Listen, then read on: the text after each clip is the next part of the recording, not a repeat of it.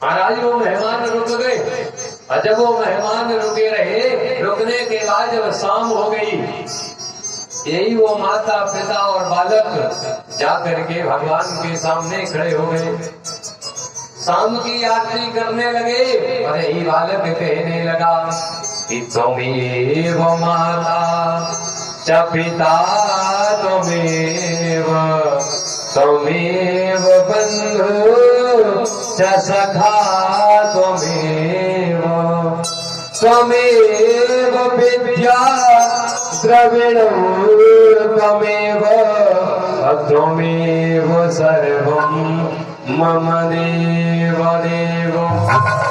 महाराज यही वो सत्य था, ये वो परम सत्य था। सत्य ये था कि ये माता पिता है, और परम सत्य ये है कि ये माता पिता है।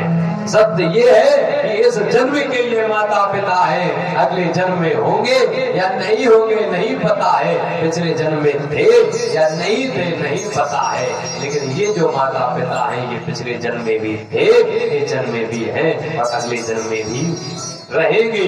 तो यही वो सत्य है, और ये वो परम सत्य है जो कभी असत्य नहीं होता है। तो उस परम ब्रह्म परमात्मा की उपासना की है जो कभी असत्य नहीं हो सकता है, वो परम सत्य कहलाता है। इसके बाद में धर्म की वंदना की है, और उसके बाद लिखा गया कि भागवत महापुराण इस धरा पर कैसे आया और हम लोगों को कैसे मिला। आखिरकार ये है क्या कि निगम कल्पतरुर गलितम फलम, निगम रूपी जो वेद का वृक्ष है, इस वेद वृक्ष का ये पका हुआ फल है। निगम कल्प तरोर गलितम फलम, गलितम मतलब गला हुआ, गला हुआ का मतलब पका हुआ। अब महाराज जब ये पका हुआ फल है तो ये कैसा है? ये मीठा है। अच्छा, मीठे की प्रमाणिकता क्या है कि ये फल मीठा ही है? मीठे की प्रमाणिकता दी है आगे, क्या लिखा कि सुख मुखाद। महाराज ये सुख के मुख लगा हुआ है। सुख कौन है? तोता। आप लोग कहते हो ना, जैसे आम का फल होता है और वो तोता अगर काट देता है तो क्या कहते हो? तोता का काटा हुआ ये मीठा होगा, कहते हो ना? तो विचार करो, क्या तोते के काटने से फल मीठा होता है? तोते के काटने से फल कभी मीठा नहीं होता है। तोता उसी फल को काटता है जो फल मीठा होता है। और अगर तोते के काटने से मीठा होता है तो बताओ, तोता मिर्च भी खा लेता है ना? मिर्ची आप दे देना और देने के बाद वो मिर्ची आप खा लेना, हो जाए मीठी तो जाने। तो महाराज तोते के खाने से फल मीठा नहीं होता है, तोता उसी फल को खाता है जो फल मीठा होता है। ये भागवत महापुराण सुखदेव जी ने कही है, इसलिए मीठी नहीं है, ये मीठी है इसलिए सुखदेव जी ने कही है। तो सुख मुखाद, ये सुख के मुख लगी हुई है। इसके अंदर भरा क्या है? अमृत द्रव्य संयुतम, अमृत रूपी द्रव्य भरा है। द्रव्य कैसा होता है? तरल। और तरल को क्या करते हैं? खाते हैं या पीते? पीते हैं ना, खाते तो नहीं है। इसीलिए आगे लिखा गया कि पिबत भागवतम रसमालयम। क्या करना है? कि पीना है हमारा, खाना नहीं है, पीना है। पहले तो ये चीज क्लियर होती थी कि ये चीज खाई जाती है, ये चीज पी जाती है। आजकल तो बड़ा अजीब काम है कि नहीं? जो खाई जाती है उसका नाम पिज्जा होता कि नहीं होता? जो खाया जाता है उसका नाम पिज्जा, मतलब पिज्जा। और उसको पीना नहीं है, उसको खाना है। अजीब दुर्दशा बिल्कुल समाज की। नाम है इससे हमारा, खाने वाली चीज पिज्जा और पीने वाली चीज माजा। है अजीब के नहीं है? यही जमाना है महाराज। कहाँ कौन जा रहा कोई पता नहीं कि खाने वाली चीज पिज्जा और पीने वाली की चीज माजा। यही है, यही आजकल लोग खाते हैं। जो खानी चाहिए वो नहीं खाते हैं, जो पीनी चाहिए वो नहीं पीते हैं, जो नहीं पीनी चाहिए वही पीते हैं, जो नहीं खाना चाहिए वही खाते हैं। भागवत जी में साफ लिखा गया क्या करना है कि पिबत भागवतम रसमालयम। भागवत को क्या करना है? पीना है। आखिरकार क्यों पीना लिखा गया?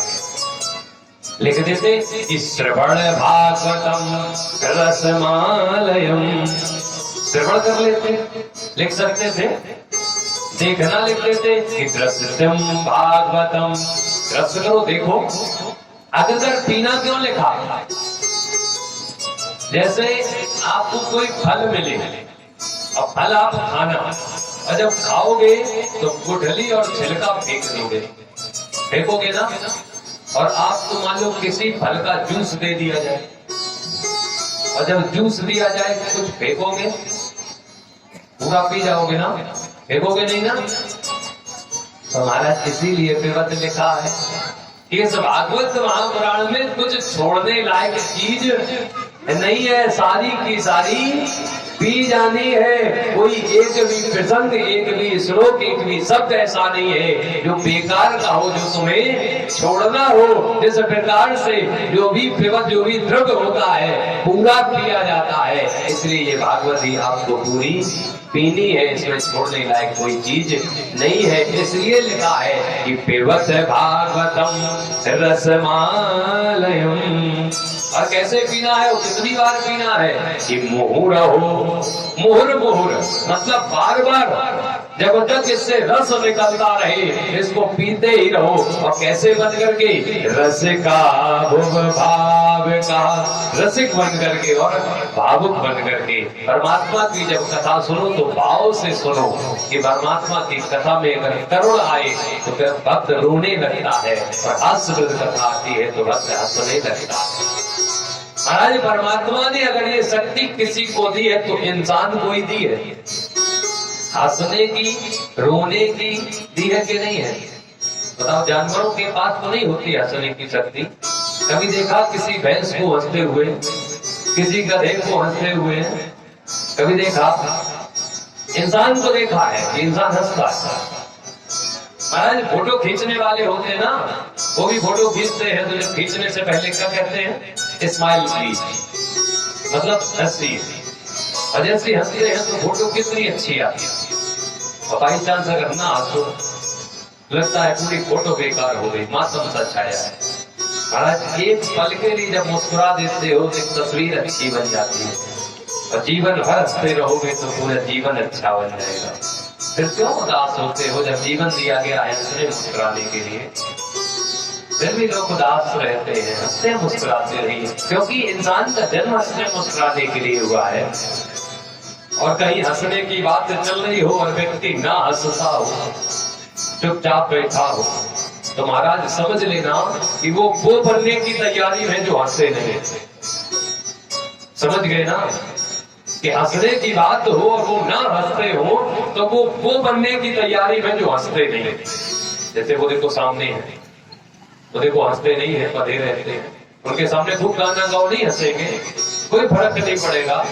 कहते ना भैंस के सामने बीन बजाओ, है ना। तो जो ना हंसने की बात हो और हंसे ना हो तो वो बनने की तैयारी में है। और कभी अगर वो हंसते हुए तुम्हें दिख जाए तो समझ लेना वो इंसान बनने की तैयारी में। तो महाराज हम वो बनने की तैयारी में नहीं, इसलिए हंसते मुस्कुराते रहिए। तो भागवत की जब कथा हो तो भाव के साथ सुनिए। अपना जो मन है, जो दिमाग है, वो भागवत में ही लगाना चाहिए। इसके बाद में कथा आई कि सौनकादित्य महात्मा सूत जी से कहते हैं कि स्वामी जी हमारे कुछ प्रश्न है, उन प्रश्नों का उत्तर दीजिए। पहला प्रश्न पूछा गया कि इस मानव का धर्म क्या है, इस जीव को क्या करना चाहिए।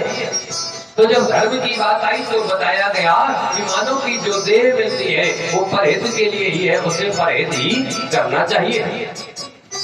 दूसरा प्रश्न पूछा गया, दूसरे प्रश्न में कहते हैं कि सर्वश्रेष्ठ देव कौन सा है, सबसे बड़ा भगवान कौन है। ये समस्या बहुत बड़ी है।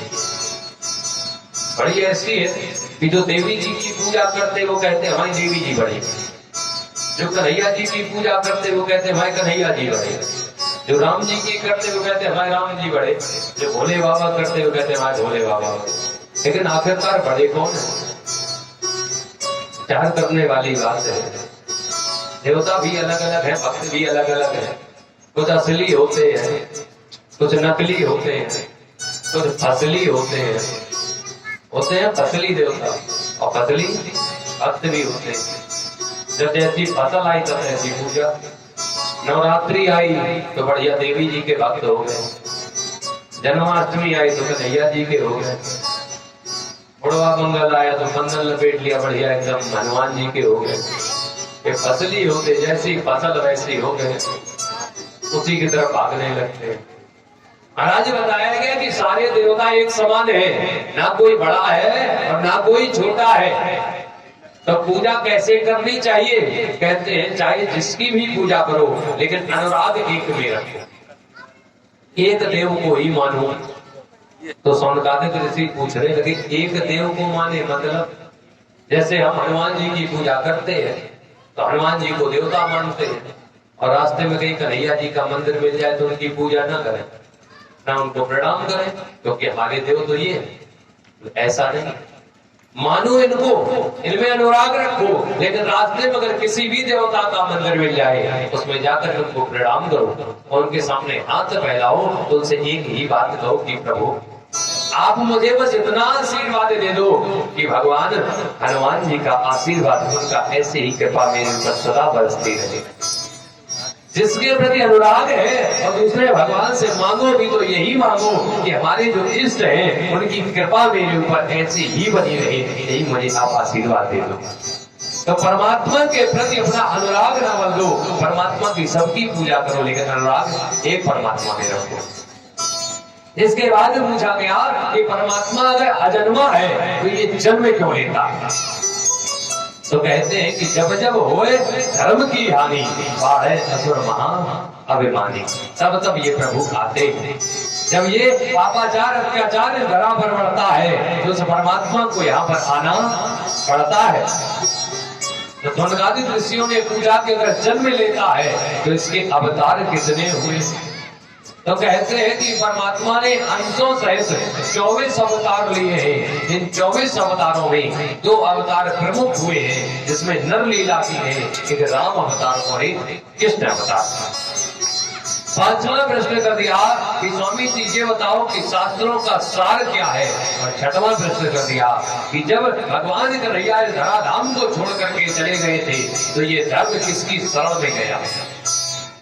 तो महाराज पूरी भागवत जो लिखी गई है वो 6 प्रश्नों का उत्तर ही है। तो 4 प्रश्नों के उत्तर दे दिए और 2 प्रश्नों के उत्तर नहीं दिए, क्योंकि अगर 2 प्रश्नों के उत्तर यहाँ दे दिए तो भागवत यहीं पर विराम हो जाती है। तो जब 24 अवतारों की बात कही तो यहाँ से 24 अवतारों की कथा ही प्रारंभ कर दी जाती है। कहते हैं कि भागवत महापुराण में 24 अवतारों की कथा आई है, लेकिन उससे पूर्व जिसने भागवत महापुराण को कहा है और जिसने सुना है, सबसे पहले उसके जन्म की ही कथा आती है। तो सबसे पहले किसका जन्म होना चाहिए? वक्ता का, और फिर होना चाहिए श्रोता का। वक्ता कौन है? सुखदेव जी महाराज, और श्रोता कौन है? परीक्षित जी महाराज। देखिए, जब तक श्रोता और वक्ता नहीं होंगे तब तक कथा आगे नहीं बढ़ेगी।